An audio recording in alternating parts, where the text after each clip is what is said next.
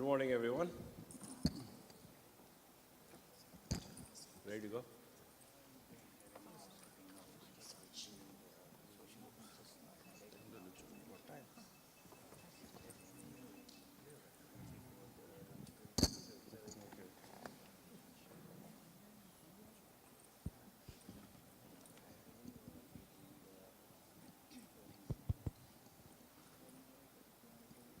Doesn't matter. It's fine.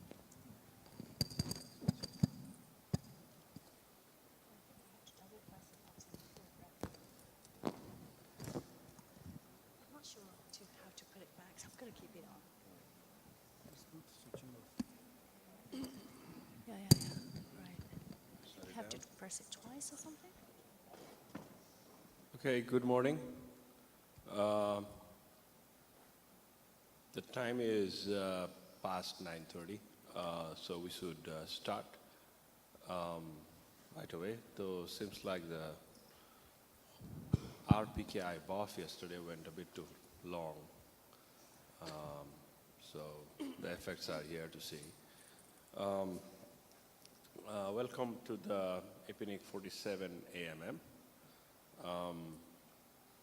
I'd start by introducing myself. I am Gaurav Rajpadhyay, the chair of the APNIC EC, and I'll ask all my fellow EC members to quickly introduce yourself. You can start from here, Paul. Good morning, everyone. I'm Paul Wilson, the Director General of APNIC, and therefore also an ex officio member of the Executive Council.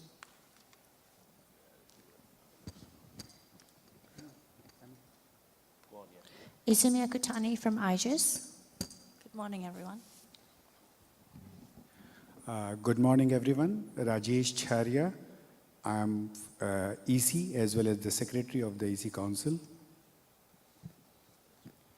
Good morning, everyone. I'm Jessica Shen from China. Good morning.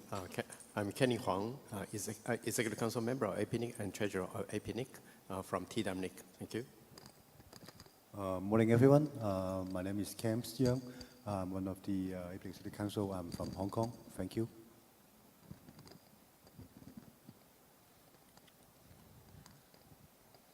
Hi, everyone. My name is Benjamin from IDNIC APJI, Indonesia. Thank you. Thank you, fellow EC members. As usual, the APNIC AMM, the APNIC members meeting, is part of APRICOT and part of APNIC 47. We've always had this on the last day of APRICOT. There are other things happening today as well, mainly tutorials, and we'll have like a regular APRICOT day today. For today, we also have APNIC EC elections, which we have every year at the member meeting at APRICOT, and we'll also have the annual report from the Secretariat as well as financial and the EC report. You can go check the website for the detailed agenda, and we'll also have a couple of open mics as and when time allows for us to discuss any other issues that might come up.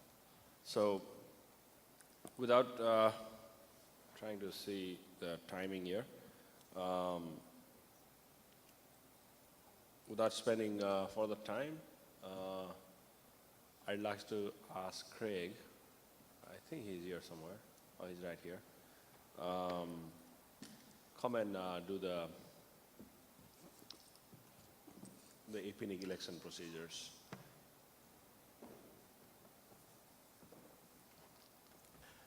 Good morning, everyone. These are the election procedures for the 2019 election of the APNIC Executive Council.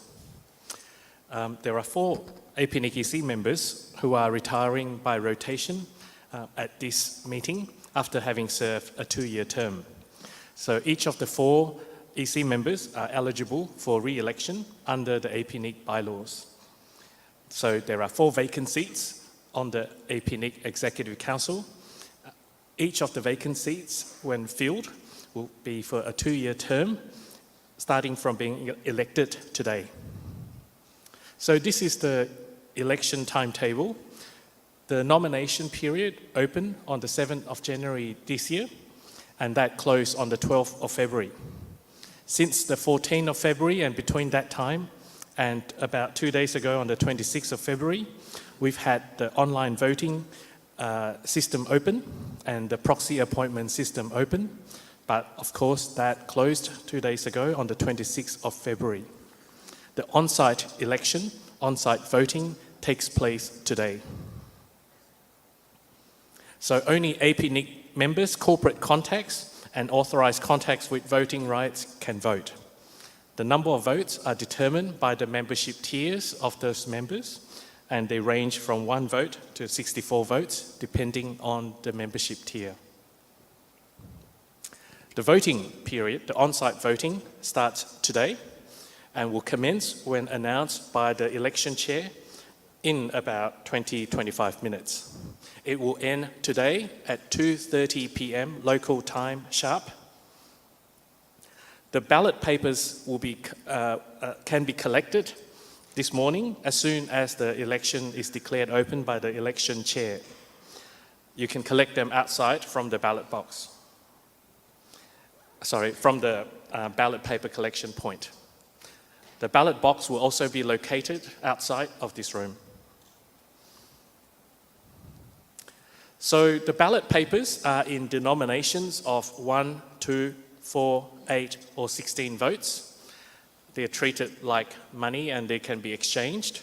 So you can split a larger ballot paper with smaller denominations.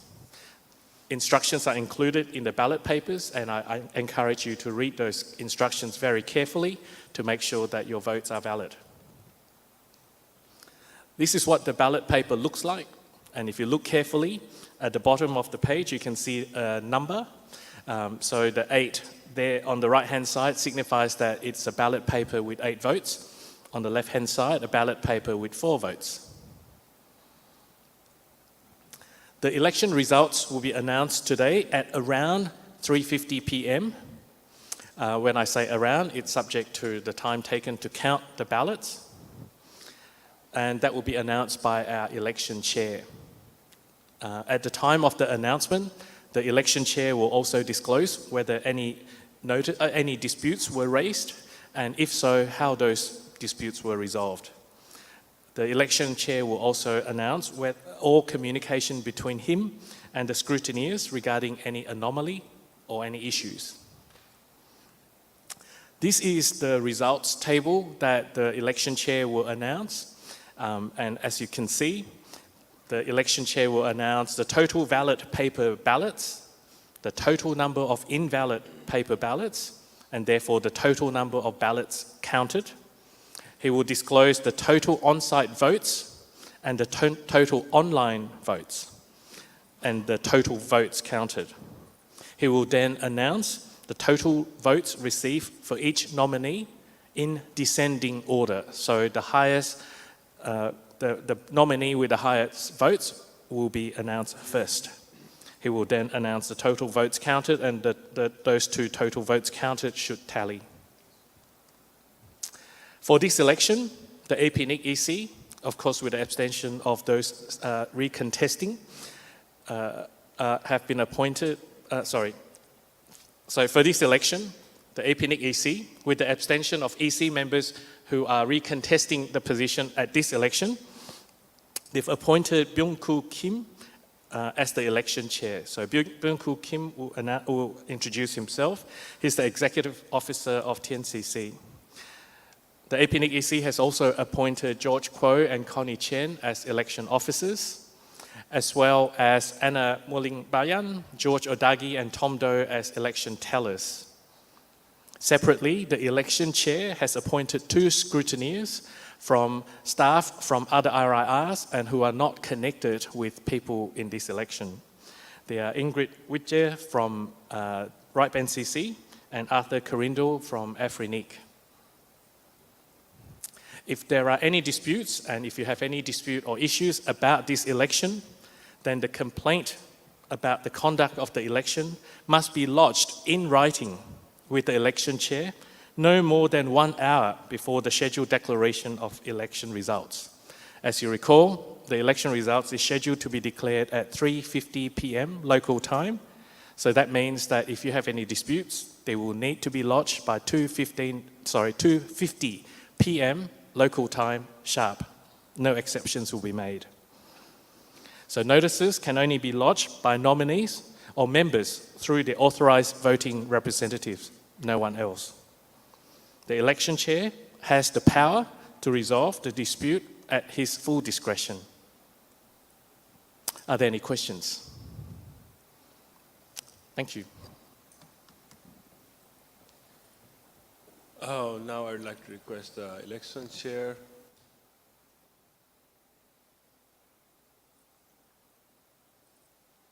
BK Kim, to come and start the election procedures.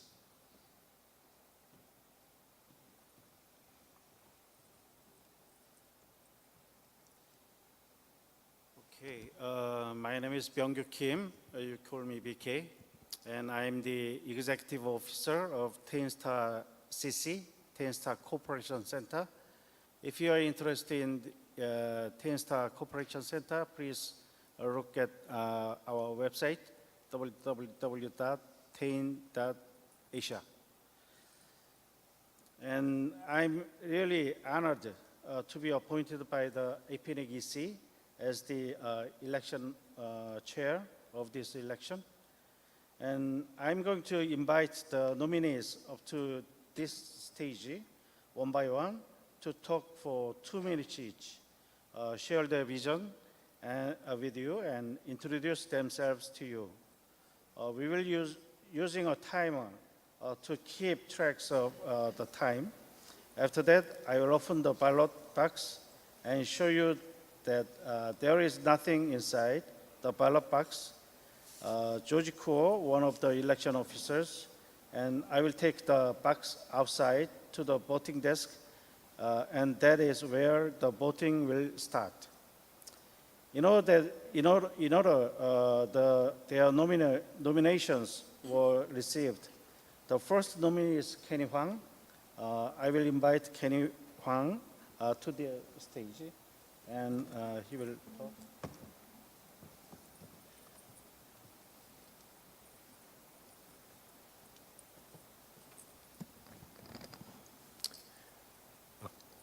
Good morning, everyone. I'm Kenny Huang, CEO of TWNIC and TW Search. I feel privileged to be here with other outstanding candidates. APNIC has been established for more than 25 years. And what has been done in 25 years? We do the policy, we make a policy through policy development framework. We allocate internet critical resources to all members. That's what we do, that's what we're good at. So what happened after 25 years? Actually, a lot of things happen. You can see the growth of IPv6 penetration keep growing, especially in the Asia-Pacific region. You can see we experienced the IPv4 exhaustion. You can see the growth of RPKI certificate deployment in our region as well. And everything changed even past 25 years. So what should we do as an Executive Council member? We ensure all the policy complying with the existing APNIC policy framework. We ensure all the discussion is based on the best interest of the community. So we ensure, also commit APNIC to be a better place to allow everyone to discuss, to share information, to make policy, the most important, to connecting friends and people. That's what we do, that's what we should commit at. And to fulfill the goal, we need the support from all the community members to participate. And thanks again to be here. I sincerely looking for your support to another new term as an Executive Council member. Thank you.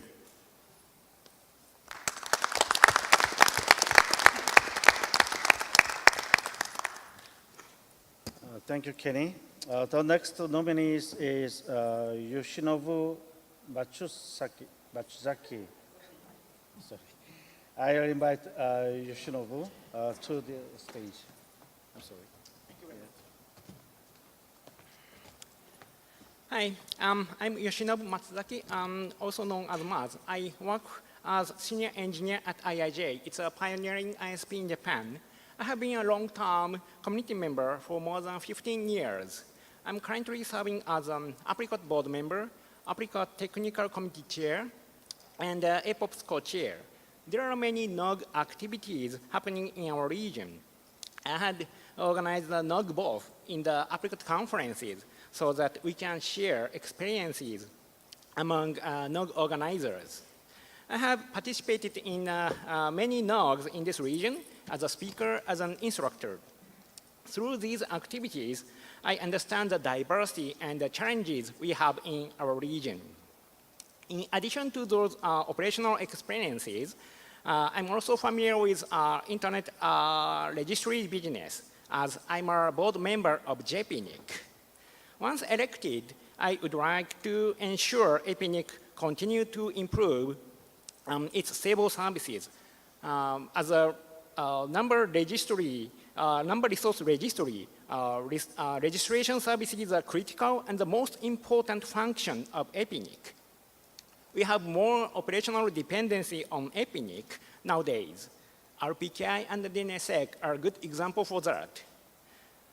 We need a good and patient leadership to deploy new technologies such as IPv6, DNSSEC, RPKI. Right? Since each operator has different situations, I would ensure APNIC continues to provide information and trainings needed for its community. I'll continue to attend the various meetings around the region, and I would like to discuss with folks what is necessary for APNIC to meet members' expectations. Thank you very much.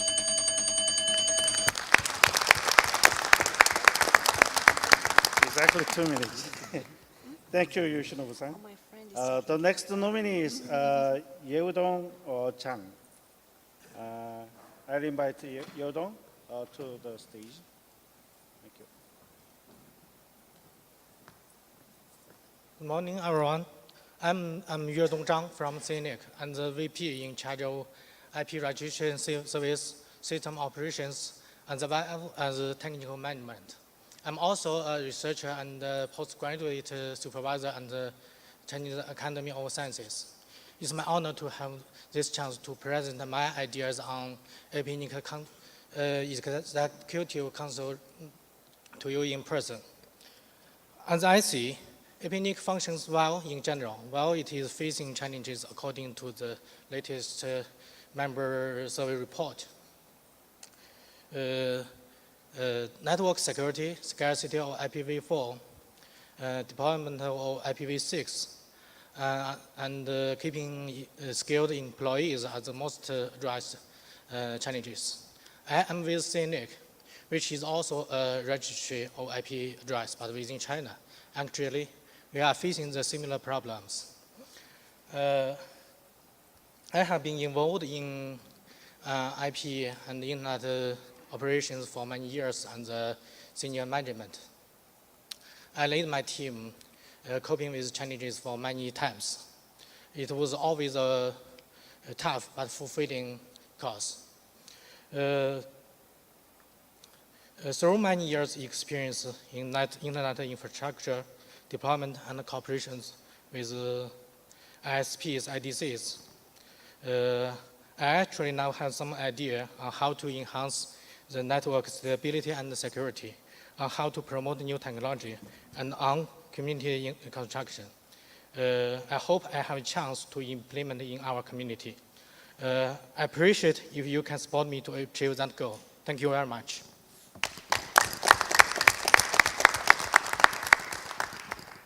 Thank you, Yeudong. And the next nominee is Gaurav Raji Upadhyaya. I invite Gaurav to. Thank you, BK. I'm Gaurav Rajapadhyay. I'm the current chair of the APNIC Executive Council.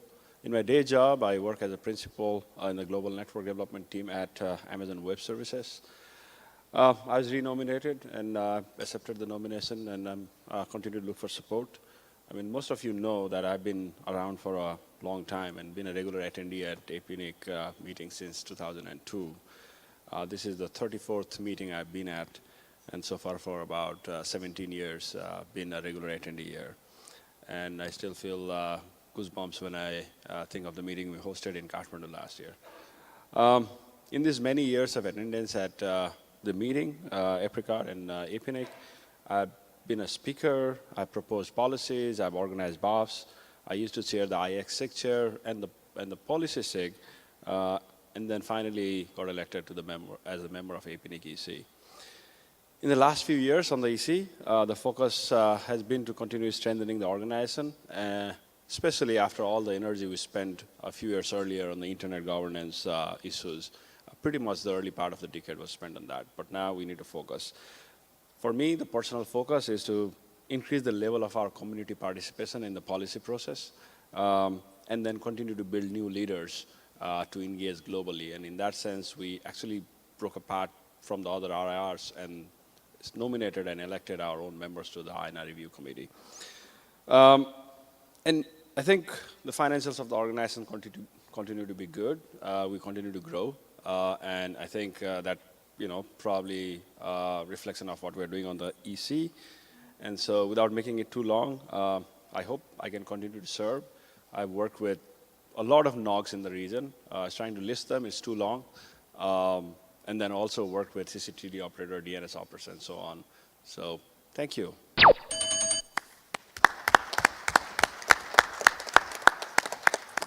Another exactly 2 minutes. Thank you, Gaurav. The next nominee is Justin Kaitapu. Unfortunately, he is unable to attend this meeting, and he has provided a brief statement to be read on behalf now.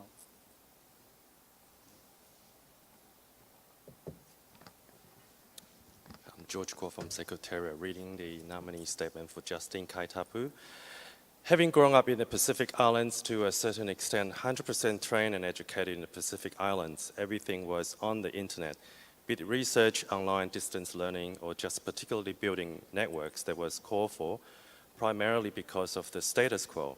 My profession throughout my career has been networks and design by trade.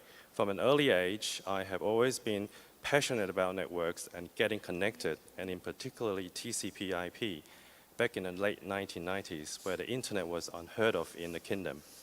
Though this passion, I'm humbled to propel a career that hopefully I can share and promote to the current generation of fellow Pacific Islanders. APNIC purpose and cause is the honorable and prestige vital to the Asia-Pacific region as people get more and more connected to the internet, in particular the Pacific Islands. Although I fully appreciate the geography and scale of Asian country members driving election of APNIC Council members, I view the need to at least have a voice from the Pacific and Oceania, where it is crucial for us in the Pacific Islands as more and more islands in the Pacific gets connected. I congratulate APNIC for its effort thus far, and I continue to look forward to APNIC driving its agenda.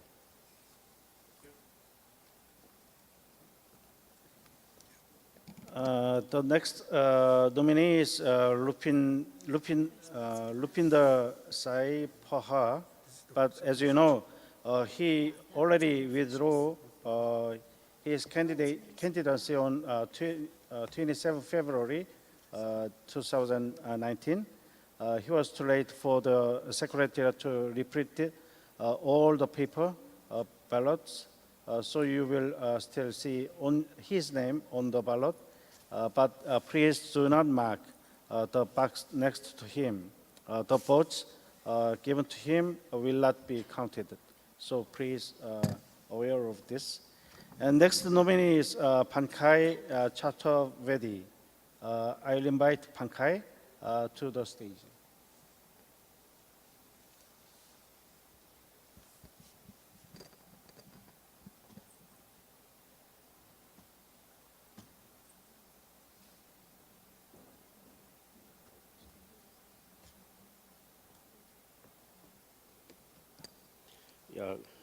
Good morning, friends.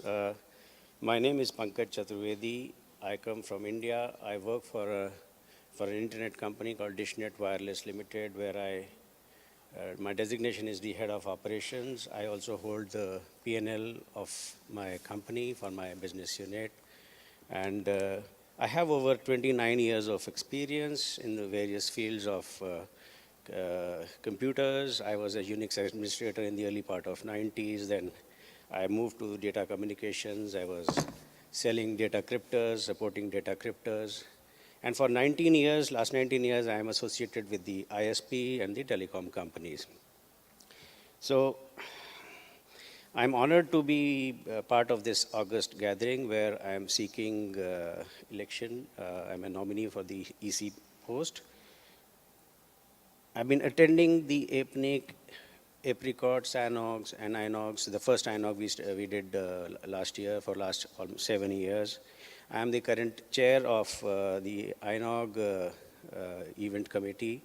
And in my organization, I follow the bottoms-up approach. I'm the customer-facing guy, so I understand the issues which are faced by the end users, and understand the issues what we have as far as the depleting resources of IPv4s are, and how the transitioning to the IPv6 is lagging. Although the APNIC has been supporting various operators, the individuals and the network operators in rolling out the V6 quickly, but still there is a lot of way to go.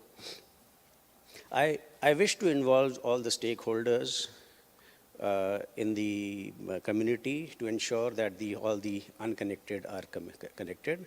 I seek your support as an executive council member. Thank you.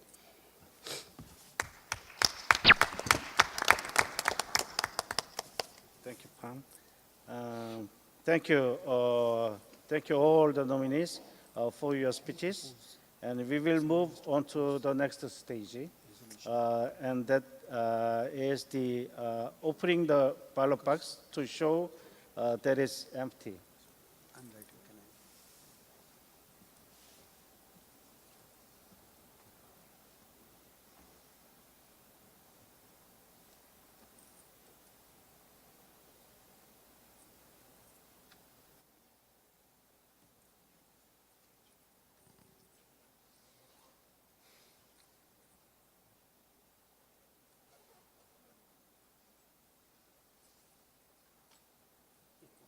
Okay, it's empty. Okay, there is nothing inside. It's empty. And I will sit in now. I will sit in now.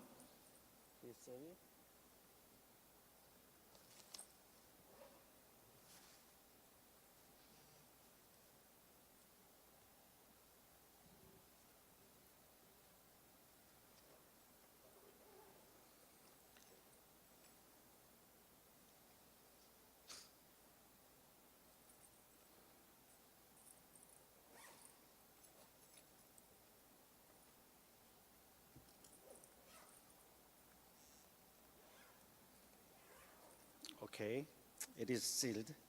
And Georgia and I will take this to the voting desk just outside in conference hall, in this conference hall.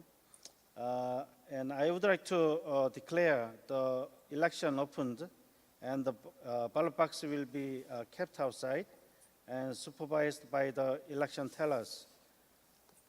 I would like to remind everyone that voting ends at 2:30 p.m. local time today. Thank you.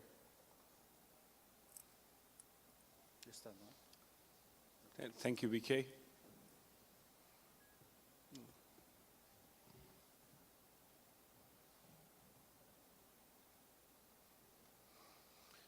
Okay, we can now continue with the members meeting, AGM, and first up on the agenda, I actually have Paul Wilson doing the activity report for 2018.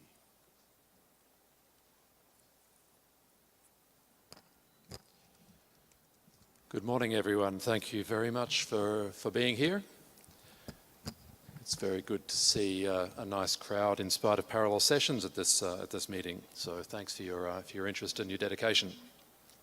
I'm here to present the annual report for 2018, or to be precise, a sort of an abridged version of the annual report. In the next 30 minutes, I can't really cover everything that we've been doing at the Secretariat, but the full annual reports are available on the website. So at APNIC, we stand for a global, open, stable and secure internet that serves the entire Asia-Pacific community. That's been the vision of APNIC for a while now, so I hope we all remember it. We report our activities under 4 categories, sort of outward-facing activities being the service of APNIC members, support for regional internet development, cooperation with the global internet community, and finally, internally, the support of the organisation to make it, as Garib said, a strong organisation. I'll start with serving APNIC members, and the first chart here is the membership. So we broke 7,000 direct APNIC members in 2018, which was quite a milestone. We're also reporting here the number of organisations served as members of NIRs. So you can see that across the region we are serving more than, directly or indirectly serving more than 15,500 organisations. So we've got pretty steady growth going on as you see on the chart. The other area of sort of key core activity are, of course, delegations and transfers. We hit a peak level of activity in the delegations a couple of years ago. We had a fairly large drop last year in activity levels, and we've sort of recovered to some extent, particularly IPv6 delegations and ASN delegations. The colours here are the different sub-regions, East Asia, Oceania, Southeast Asia and South Asia, just to give you an impression of where the growth is happening. Of course, IPv4 transfers are continuing to grow in a fairly linear fashion. This chart shows transfers between RIR regions and within the APNIC region being in blue. So that's continuing to increase, and judging by activity levels in other RIRs, I think we can expect transfers to keep increasing for the next little while at least. We also track the proportion of members holding various resources and combinations of resources. You can see it graphically represented on the left, but probably the most significant thing is our encouragement of existing members to take up IPv6 holdings, and just in the last year we've increased from 50% of members to 61% of members having IPv6 address in their holdings. Moving on to a few more service issues. My APNIC is the web interface for access to My APNIC services for members and non-member customers. We've been trying to improve performance, which is a bit of a challenge to deliver the service across the region. We have achieved an improvement in page load time by at least 10% in the last year, and we're continuing to work on that through software, server and interconnection improvements. We've improved contact management in aid of WHOIS accuracy, and that's going to be extended with contact validation and a workflow being designed for that, particularly for implementation of the IRT object update policy, and a few other things, AS0 ROA creation. We've also got single sign-on coming across My APNIC and other APNIC services, and a redesign and relaunch of my.apnic.net coming up. RPKI is pretty important these days, and you probably heard a lot of mention of RPKI in this meeting, but it has been a focus for the last year and onwards into this year. Last year we were involved with publishing an RFC 8360 for validation, called Validation Reconsidered, which is about reducing the sensitivity of the RPKI validation to sort of transient errors that might happen in some parts of the validation hierarchy. There's also something we've called AnySign, or RTA for resource tagged attestation. It's something that was presented this week as a mechanism to use a certificate, an RPKI certificate, to sign an object such as a letter of authority for provisioning, and that's something that's been formally submitted to IANA. We have been promoting the take-up of certificates and rowers. During this year, we had a 68% increase in the number of members with certs and a 52% with rowers. 85% increase in the amount of IPv4 space under rowers, and a very large increase in IPv6, but we've got a long way to go there. We're sitting on about 7% for each at the moment. There's been quite a jump just in the last few weeks, but 7% of all address space being certified under rowers or being covered by rowers is still an early start, I think you'd agree. So it's something to work on in the coming year. On the internal infrastructure and systems at APNIC, a lot of internal systems development to keep improving stability and manageability of APNIC systems using Puppet for config management, Pulp for patch management. You can talk to the infrastructure services guys who work under Qihoo if you want to know more about this. We've got hardware security being upgraded, the HSM for the RPKI, backup and archive servers. We've been working on, according to the ISO 27001 information security standard, on continuing to document our internal security processes in a more formal way, and also strengthening the CCERT at APNIC as well, so we've got a better defined incident response capability. Network consolidation and improvements. As I said, some of this is about improving connectivity and performance of MyAPNIC, but we've got quite a bit of extra peering happening locally in Australia, in Sydney and Melbourne, with Google into AARNet, the Academic Research Network as well. We took the step of migrating our internal networks to private address space recently, and we liberated a massive /23 to the IPv4 recovered pool, and fixed up our office telephone systems as well. Our server performance is not too bad. It's 100% for Whois and for MyAPNIC and for RPKI. We seem to have 4 nines for reverse DNS and our FTP site, which I'm sure everyone uses very much, and a little bit less, 99.92% on RDAP. The rate of queries per second is shown on here, so we have 132 queries a second on RDAP, which is increasing. Only 534 on Whois, so RDAP is really catching up to Whois there, and you can see the rest in that table. Now, moving on to a few of the regional member support activities, training and technical assistance. We trained more than 2,000 people in face-to-face sessions last year, 66 sessions across 35 economies.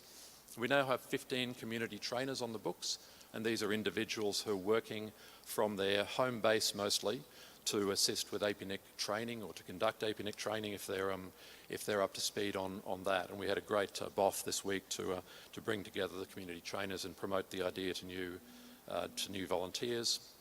E-learning sessions, 365 trainees in 66 sessions there. A lot of views of our training videos. There are 129 all on YouTube, I believe. And some technical assistance sessions on request and on a cost recovery basis with members who have given us special requests for that. The APNIC Academy, our online training platform, was relaunched in 2018 with a lot of new functionality. This was also presented to the products and services session this week. But we've got probably the most popular feature there is a system of virtual labs which allows you to spin up images of servers and routers and switches and so forth, and actually play with network configurations. But there are courses there from APNIC and from partners. There are examinations on some of the courses which give you a certificate if you pass. And we've had more than 1,500 people enrolled on the Academy and more than 1,000 certificates issued since August 2018. I think you'd agree, I hope, that that's a great start in just a few months. And so coming soon, IPv6 protocol architecture, new security courses, and more virtual labs. The APNIC survey was conducted, the latest one, in 2018, and it was announced at the last meeting. But here's a summary of that survey process. It's a very important one in APNIC's future planning activities. We do it every 2 years and have done since 1999, so this was the 10th survey over 20 years.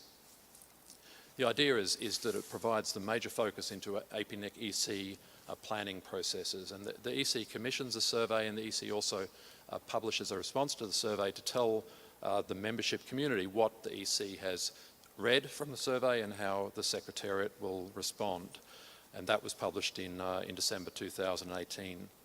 The survey is independent, it's anonymous, it's conducted these days by Survey Matters in Australia, a specialist survey company. In this latest survey, we had a record 1,241 valid responses. I think probably the most interesting and significant feature in these numbers is that we, for the first time, published the survey and allowed responses in non-English languages, in 6 or 8 languages that were available, and we had 31% of responses in non-English language, and I think that's a fantastic indication of that need, so we'll certainly be repeating that in future. 97% of responses were from the Asia Pacific, and there's a thank you there to everyone who responded, because as I say, this is a really significant, very important mechanism in APNIC's planning processes. There's a few stats on the survey. You can get all of this on the website, apnic.net/survey, but the sort of demographics and the general results of the survey are illustrated here. We do have quite a high level of satisfaction with the survey. That's a fairly, with APNIC through the survey, that's quite an important part, the first part of the survey regarding membership satisfaction. But as I say, the second part of the survey is about what members' priorities are and what members would like APNIC to do. It talks about, the survey has asked the members in various areas what are their greatest challenges, security, IPv4 exhaustion and so forth. And members are then asked also to state where APNIC should be or could be providing assistance on those matters. So it really does give us a fine-grained and a very interesting planning tool for future planning. Okay, moving on into that second activity area, which is about supporting regional internet development. We classify our conferences under that category. The APNIC meetings or conferences are things that we've been doing ever since day 1, and we're up to APNIC 47, the 47th meeting this week, as you probably know. But our 2 conferences last year were APNIC 45 as part of Apricot 2018 and APNIC 46. As usual, the Apricot event is bigger than the second event of the year. Last year, about twice as many delegates, economies, member organisations represented. But interestingly, as you see here, we had, in the second meeting, we had significantly higher remote participation. So we had nearly 200 Adobe Connect users for APNIC 46, which was held in Noumea, a lot of views and minutes on YouTube. So that's good to see, and of course the remote participation is an important part and will continue to be an important part of APNIC conferences. A couple of other notes on the conferences last year. We had the first hackathon in Kathmandu at APNIC 45, and that was a great success. We also worked with ICANN to bring representatives of their governmental advisory committee into Kathmandu to have a meeting, which gave them a very good chance to see a particular part of the APNIC governance community, that is the APNIC, the Asia Pacific Technical Network operators, and to meet with each other. At APNIC 46, we had a very strong fellowship program on account of the fact that the meeting was being held in the Pacific for the first time in quite a while. So we had 62 fellows from 17 different economies. We had a really good participation by female, youth and returning fellows in that program as well, which was great to see. And as usual, both of those meetings were co-located with APIX, the Asia Pacific Internet Exchange Group, with AP Star, and with a first technical colloquium. Now, the policy process is an important part of all of our meetings, and in the last year we had 6 policy proposals come into the pipeline or through the pipeline. There's a summary of them here. 3 of those proposals were withdrawn. 2 of them were returned to the mailing list. Only one of them last year reached consensus during the year, and it's being implemented now, and that's the validation of abuse mailbox and other IRT contacts, which is a pretty important aspect of the functioning of Whois and something that we'll be implementing this year. By contrast, it was interesting to see we had, I think, 3 policy proposals approved this week. So the policy process is alive and well in the APNIC meeting, and as Gaurav mentioned before, the policy process is something that we're all working on, as we see here, to try and increase engagement, understanding, and the effectiveness of the policy process. So we've been doing that by paying attention to web content online, also a new APNIC Academy course on the policy development process. We've made quite a few presentations about the policy process at different operator groups. We've held pre-meeting webinars on the policy process during APNIC meetings, say a mock policy SIG for newcomers, online promotions, and also on the APNIC blog, a policies series which is about the sort of key and good examples of policies that have come through the APNIC PDP and which have made a difference to the way IP addresses are being managed. So please do help us if you can to continue to promote the policy process as one of the sort of critical functions that we perform here in these conferences. A few more examples here of the sort of technical outreach that we have around the community. The technical operators, particularly as they assemble around the NOGs and the IXPs, they provide APNIC with a very good opportunity for outreach and for connectivity with our membership that might be not able to be achieved, for instance, just by holding the 2 conferences per year. So we actually participated in 21 NOGs during the last year. We provided assistance in various forms to quite a number of IXPs, which are popping up more frequently like NOGs in the region. We sponsored 17 NOGs, plus 17 more regional events. We're also working a little bit more with the research and education community through APAN, with trainings at APAN, working with GEON and MyRen, ARNet, and we've joined EduRoam and hope to be able to roll out EduRoam connectivity to academy students in the near future. Security, I think you all know, and we see it very clearly in the APNIC survey, that security is of increasing importance to our members. Now, security is a big field, but when we at APNIC talk about security, we really are talking about the security that matters at the sort of layer 3, layer 2, layer 3 of the net. We're talking about RPKI, we're talking about the effectiveness of WHOIS, we're talking about DNSSEC as well to some extent, obviously not the entire security realm. But even in that area, we've got a lot of work to do. 38 separate security engagements last year, including APAN and APECTEL, a whole list there. 23 of our training sessions were security training sessions, 19 e-learning sessions. We've been working with FIRST on technical colloquium events, and this year, in fact, at this meeting, on more of an integrated program of security into the APNIC part of the meeting, and that's going to continue as well. Adli Wahid has been on the FIRST board for quite a while now as well. APNIC's been running a small community HoneyNet project, which has been demonstrated and which is actually a critical feed into one of our new products that was demonstrated this year, which is the security, the DASH security dashboard for AS Health, that is, and blog posts on security. And the other aspect of security, the other component of the security ecosystem, if you like, is the CERT or the CCERT. And again, APNIC has been increasingly involved with CCERT training and support in the last year. So we supported 3 new certs in the Pacific. I think you probably know this. There was the first in Tonga since 2016, but 2 in the last year in PNG and in Vanuatu. In PNG, we also had we conducted the biggest single training exercise that we had ever done in any country, and that was a series of 13 or so workshops in PNG on internet engineering, security, routing, and so forth. And that was a series of workshops in preparation for the APEC summit that was held in PNG.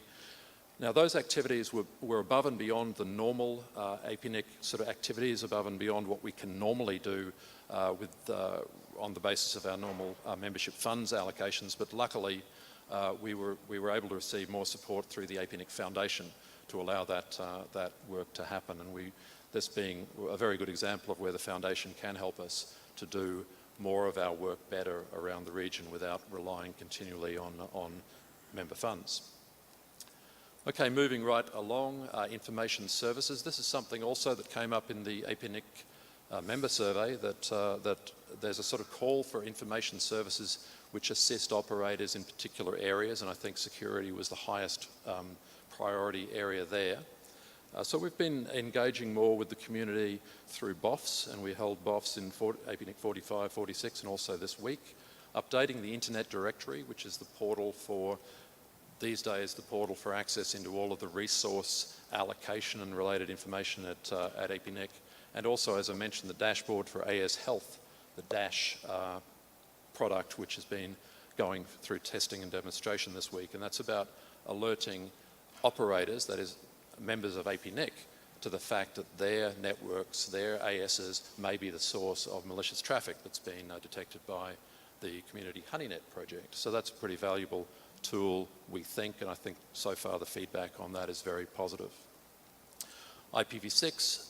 IPv6 actually in recent surveys has come second on the list of membership challenges and priorities after security. It used to be at the top, but it's still a high one. So IPv6 is a subject of training, 18 training courses face-to-face with 600 plus trainees. We've got e-learnings and academy courses on V6. 12 presentations at different regional events about V6, mostly about the progress that we are seeing or not seeing on IPv6 deployment. A lot of blog posts, including 29 success stories. And again, through the APNIC survey, we've been asked to find the success stories that can point people in the right direction, or see a sample of the sort of successful directions that have been taken in V6 deployment. And we continue a regular collaboration with ITU. An IPv6 infrastructure workshop was held, as it is each year, in Thailand, and we did a direct country assistance. That's a funded technical assistance project in Brunei. The blog, I've mentioned it a few times. It's really become a popular and successful channel for APNIC information, and also for us to gather useful information that's contributed generously by volunteers in guest blog posts. So we had 149 out of some 300 and so guest posts last year. We've got views of 40,000 average a month. We're posting an average of about once a day onto the blog, 30 or 40, 30, 35 blog posts a day, with about a third to a half of those being guest posts. And you can see the topics there in a sort of automatic word cloud, which shows that security, V6, measurement, DNS, BGP are the most popular keywords that come out of the blog. I mentioned the APNIC Foundation. Its purpose is to increase APNIC development activities without relying on member funds. So it's effectively a kind of fundraising arm of APNIC. This is something, again, I keep mentioning the survey, but it's something, again, that came to us and was developed through a series of surveys in which we kind of asked questions about whether APNIC should, and if so, how should we try and attract and find other resources to assist in the work that we're doing.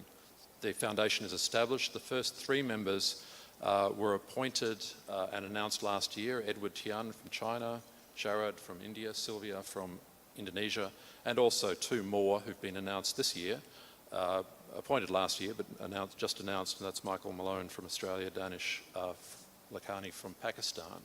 And they had their first board meeting, the second one's coming up. But I think the key performance indicator of the APNIC Foundation is that it did sign more than $1 million Australian in funding in the first year. And all indications are that that will increase in the coming year and beyond. Okay, cooperation with the global internet community. APNIC Labs we put into this field because the work that Jeff primarily leads really is of a global extent and significance. And Jeff, as usual, has been extremely busy with presentations, with research blogs, with a number of research projects which have done some critical stuff over the past year. For instance, in supporting ICANN with the DNSSEC KSK rollover, for instance. But there's a whole list there, and I'll leave you to take a look at labs.apnic.net.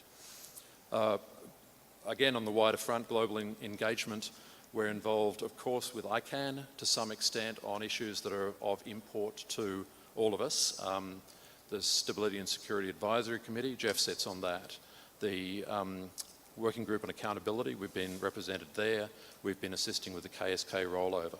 But we attend IETF, APT meetings, quite a number of ITU meetings where we have the ability to kind of represent the facts and interests about IP addressing in the region, the Global Forum on Cyber Expertise, APEC-TEL, and of course a series of IGF events, which these days are often schools of internet governance held at a national level, where we've again have the ability to go into a group of interested people and talk to them about some of the sort of technical issues that are important in the stability and health of the internet.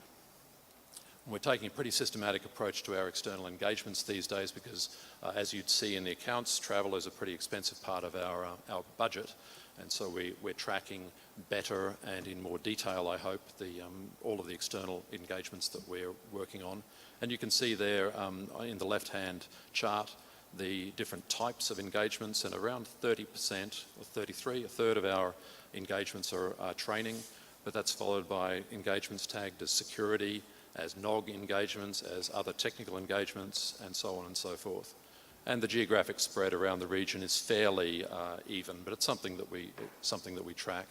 And we can go down into even more detail about where these engagements are happening, which types of engagements are happening in different regions and economies.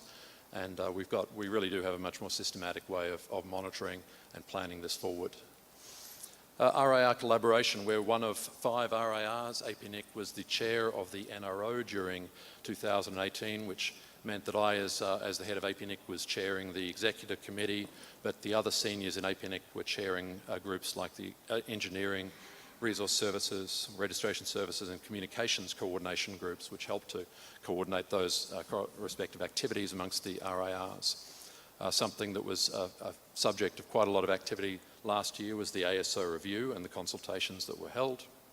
We had a joint meeting between APNIC EC and the LACNIC Executive Board last year. That sort of joint meeting is something that happens periodically where we get the chance. We participated at all of the other RIR meetings in some form or other. We had staff exchanges as well with Aaron and RIPE NCC. And in the picture there you see Sienna from APNIC's communication manager visiting the RIPE NCC. Finally, a few slides on corporate support. We have taken, as you've seen this week, a new approach, and we're rolling out and increasing and sort of hardening our approach in the area of product management. So the idea here is that rather than having products of APNIC developed by people who are separated in different areas of the organization, having to cross kind of silos in the organization to get things done, the idea is really to create a much more healthy cross-functional approach so that products such as the ones we've been hearing about this week are really developed in a way that's much more integrated, collective and responsible to the community.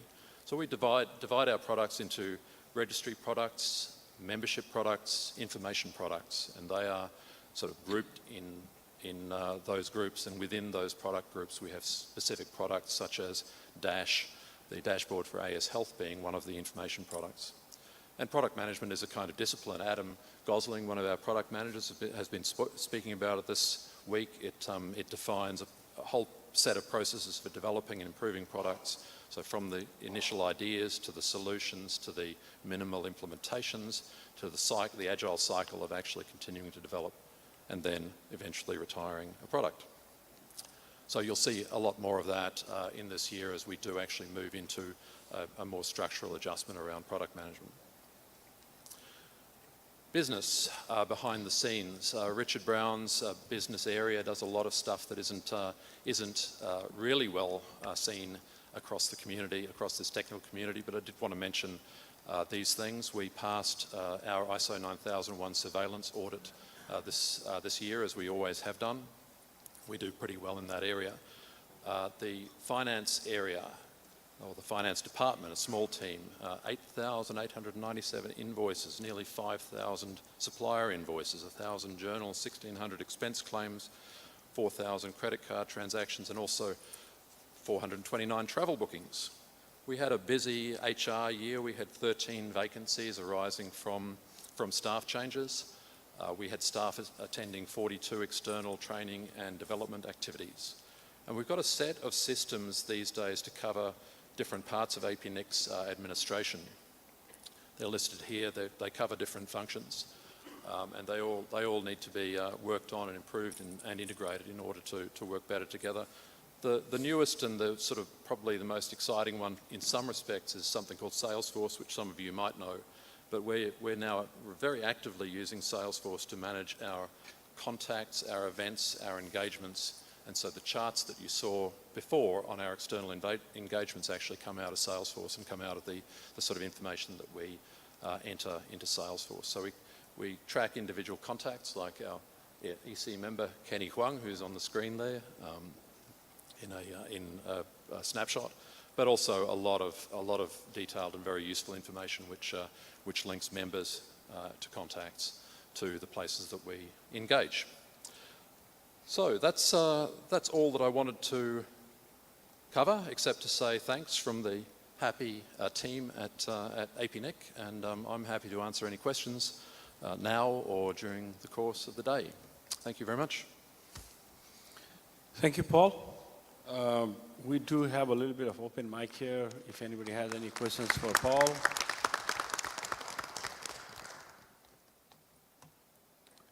If there are no questions for Paul, then I would actually bring the agenda a bit forward because we have plenty of time left. So Kenny, if you are ready, then we'll go ahead and do the APNIC EC Treasurer Report. Thank you.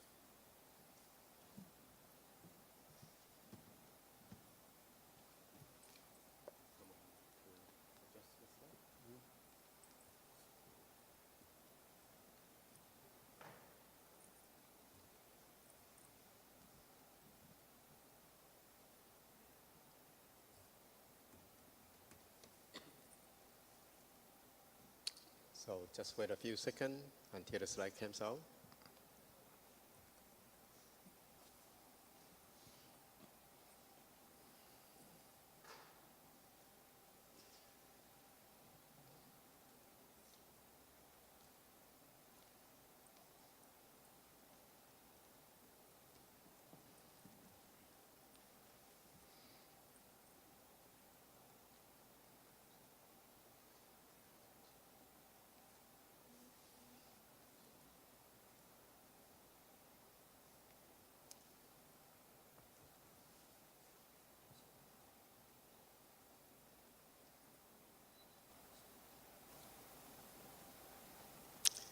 Okay, here it goes. Good morning, ladies and gentlemen. My name is Kenny Huang, Treasurer and Executive Council Member of APNIC. I'm happy to be here to deliver a Treasury report. So basically, the report was included in two parts. The first part is year 2018 financial report. The second part will be year 2019 this year, budget and activity plan. So here we go to the first part, 2018 financial report. Here's a highlight of this report. We have surplus of 1,113,000, exceed budget by 866,000, and revenue over budget by 137,000 is equivalent to 1% of our budget. Expense less than budget by 3%. Equity position increased by 4%. Financial stability measure of 16.3 months of operational expenditure, and we have unqualified audit opinion. So that's the revenue. The revenue in actual revenue in 2018 is $22,301,000 Australian dollars, which is less than 1% than what we budget. The expense. For actual expense in 2018 is $21,214,000, which is less than 3% of what we budget for year 2018. Last expense covered by different activity. As you know, we have 4 categories for activity. The first category is corporate. Second category is global cooperation. Third category is regional development. The final category is serving the member. Most of the budget we allocate is to exercise to serving the member. So you can see the blue color and red color. Red color is what we budget. The blue color is the actual budget that we spent in 2018. Which pretty much consistent with what we budget for last year. So let's expense by different activity for year 2018. As you understand, most of our budget allocate for serving the member. Total serving the member is around $10,373,000, and total expenditure is $21,214,000. Less than 3% as we budget.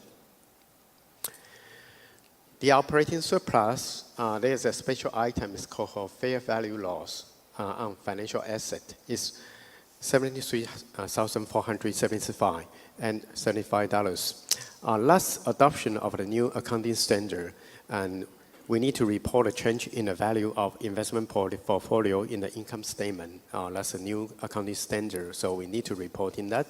It's not real loss, it's a virtual loss based on the financial requirement.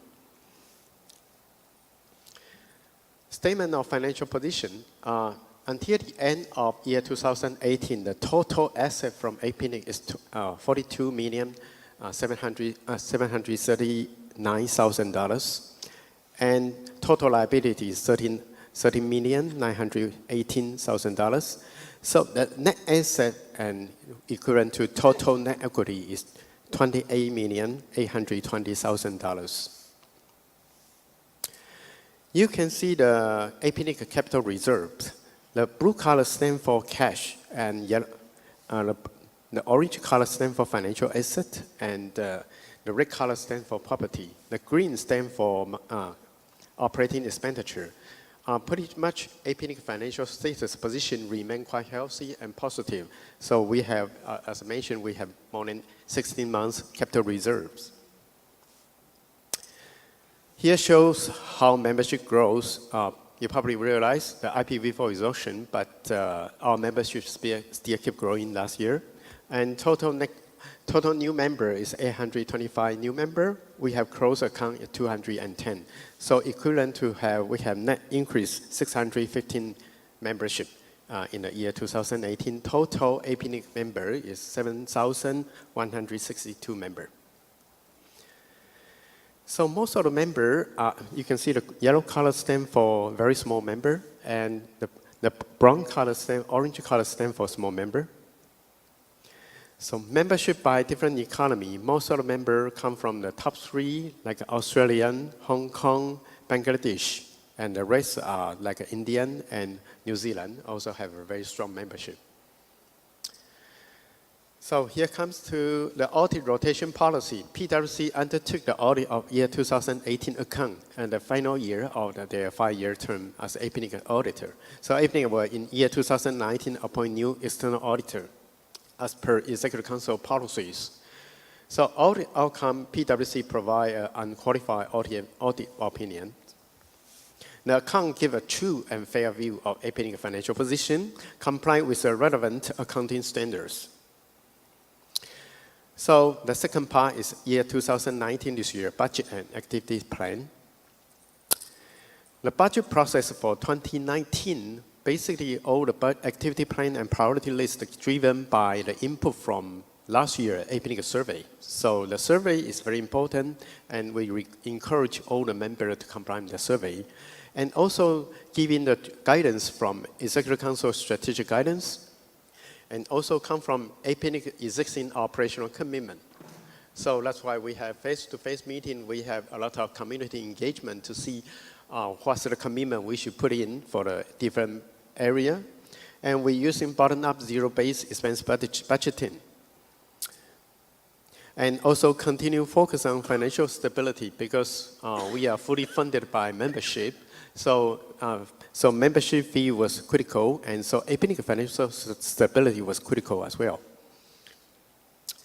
So basic consideration in year 2019, let's incorporate the year 2019 activity plan so we can view all the APNIC expense grouped by activity and with allocation of full-time employee operating and CapEx, including detail of major initiative and project for year 2019. And one thing is critical is APNIC taxation status as a mutual organization by ways of private ruling from the Australian Taxation Office was reconfirmed in November 2017 for a further 5 years, ended in June 2022. So if you want to see the detail for the budget and activity plan, you can download from www.apnic.net/transparency. You can get all the detailed information from there. So budget for 2019, the approved budget including operating expenditure of Australian dollar $22,928,000. The revenue, budget revenue of Australian dollar $23,173,000. Operating surplus of Australian $244,000. The CapEx requirement of Australia $874,000. So the budget for year 2009, as I mentioned, most of the budget allocated for most of the revenue come from membership fee, which accountable for $20,959,000. So total revenue will be $23,173,000, equivalent to 3.9% increase compared to last year. The budget for 2019 this year, most of the budget goes to salary and on the other operating expense. So the total expense is $22,928,000, which compared last year is 8% increase. The surplus for 2019 will be $244,801. The CapEx in this year is $874,411. Still, you can see different color to show different category for the activity plan. Most of the budget allocated for serving the member.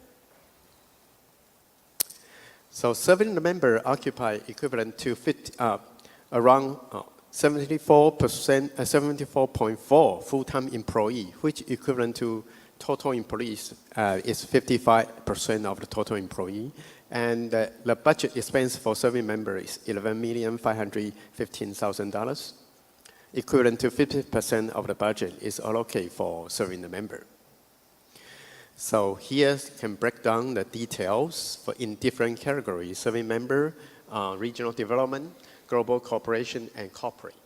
So you can download the detailed budget and activity plan from apnic.net/transparency for details. So here is my end of budget plan and activity plan report. Any question? Any questions?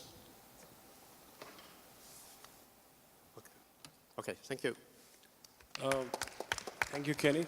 We can still do a short open mic because we do have 15 minutes to the break, and I don't want to start another report. If there is nothing else, then we will take a coffee break, and then we'll reconvene back here in 45 minutes at 11:30.